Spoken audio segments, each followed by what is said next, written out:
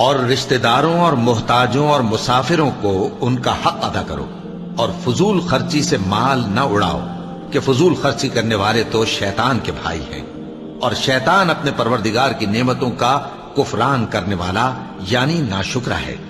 اور اگر تم اپنے پروردگار کی رحمت یعنی فراخ دستی کے انتظار میں جس کی تمہیں امید ہو ان مستحقین کی طرف توجہ نہ کر سکو تو ان سے نرمی سے بات کہہ دیا کرو، اور اپنے ہاتھ کو نہ تو گردن سے بندھا ہوا یعنی بہت تنگ کر لو کہ کسی کو کچھ دو ہی نہیں، اور نہ بالکل کھول ہی دو کہ سبھی کچھ دے ڈالو، اور انجام یہ ہو کہ ملامت زدہ اور حسرت زدہ ہو کر بیٹھ جاؤ۔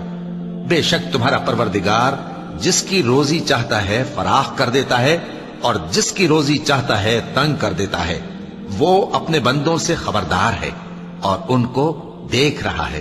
اور اپنی اولاد کو مفلسی کے خوف سے قتل نہ کرنا، کہ لوگوں سے ایسی باتیں کہا کریں جو بہت پسندیدہ ہوں، کیونکہ شیطان بری باتوں سے ان میں فساد ڈلوا دیتا ہے۔ کچھ شک نہیں کہ شیطان انسان کا کھلا دشمن ہے۔ تمہارا پروردگار تم سے خوب واقف ہے، اگر چاہے تو تم پر رحم کرے یا اگر چاہے تو تمہیں عذاب دے، اور ہم نے تم کو ان پر داروغہ بنا کر نہیں بھیجا، اور جو لوگ آسمانوں اور زمین میں ہیں تمہارا پروردگار ان سے خوب واقف ہے۔ اور ہم نے بعض پیغمبروں کو بعض پر فضیلت بخشی اور داؤد کو زبور عنایت کی۔ کہو کہ مشرکو، جن لوگوں کی نسبت تمہیں معبود ہونے کا گمان ہے ان کو بلا دیکھو، وہ تم سے تکلیف کے دور کرنے یا اس کے بدل دینے کا کچھ بھی اختیار نہیں رکھتے۔ یہ لوگ جن کو اللہ کے سوا پکارتے ہیں وہ خود اپنے پروردگار کے ہاں ذریعہ تقرب تلاش کرتے رہتے ہیں کہ کون ان میں اللہ کا زیادہ مقرب ہوتا ہے، اور اس کی رحمت کے امیدوار رہتے ہیں اور اس کے عذاب سے خوف رکھتے ہیں۔ بے شک تمہارے پروردگار کا عذاب ڈرنے کی چیز۔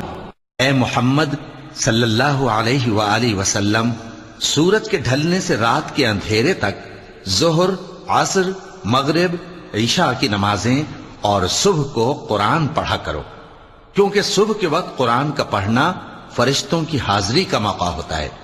اور بعض حصہ شب میں بیدار ہوا کرو اور تہجد کی نماز پڑھا کرو، یہ شب خیزی تمہارے لیے ایک اضافی عمل ہے۔ امید ہے کہ اللہ تم کو مقام محمود پر فائز فرمائے۔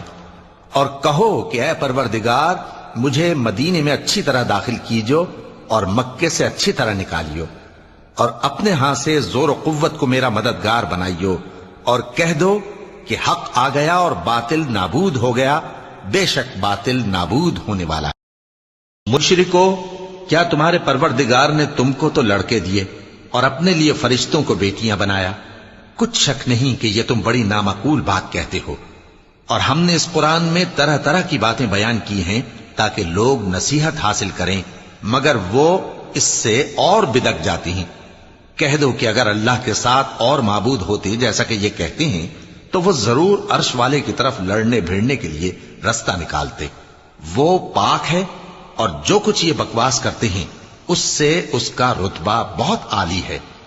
ساتوں آسمان اور زمین اور جو لوگ ان میں ہیں سب اسی کی تسبیح کرتے ہیں، اور مخلوقات میں سے کوئی چیز نہیں مگر اس کی تعریف کے ساتھ تسبیح کرتی ہے، لیکن تم ان کی تسبیح کو نہیں سمجھتے۔ بے شک وہ بردبار ہے